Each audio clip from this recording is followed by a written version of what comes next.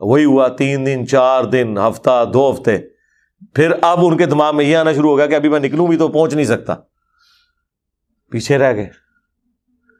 اور جب حضور کے واپس آنے کا وقت قریب آیا تو اب کہتے ہیں میرے اندر کشمکش شروع ہوگی کہ اب میں کیا کروں گا, حضور کے سامنے کیا بہانہ رکھوں گا. کہتے ہیں میں نے ایک ارادہ کیا کہ جس طرح باقی لوگ جھوٹ بول رہے ہیں نا, میں بھی جا کے جھوٹ بول دوں کہ میری بیوی اچانک بیمار ہو گئی تھی. اور اس میں آگے الفاظ ہیں بخاری مسلم کے کہ نبی علیہ السلام کو نہیں پتہ چلتا تھا جب تک کہ اللہ تعالیٰ وحی کے ذریعے آپ کو بتا نہ دے, لہٰذا میں نے بھی ارادہ کیا کہ میں بھی حضور کے ساتھ جھوٹا بہانہ کر دوں. لیکن پھر مجھے خیال آیا کہ اگر میں نے جھوٹ بولا بعد میں اللہ تو حضور کو بتا ہی دے گا. یہ الفاظ ہیں سرکار. علم غیب کا عقیدہ صحابہ کو کلیئر تھا کہ حضور کو نہیں پتا چلتا تھا جب تک وحی نازل نہ ہو. اور وہ کہتے تھے میں نے بھی ارادہ کیا کہ میں بھی جھوٹ بول کے حضور سے جان چھڑا لوں, لیکن مجھے خطرہ تھا بعد میں وحی نازل ہو گئی اور حضور کو بتا دیا گیا کہ یہ جھوٹ بول کے گیا.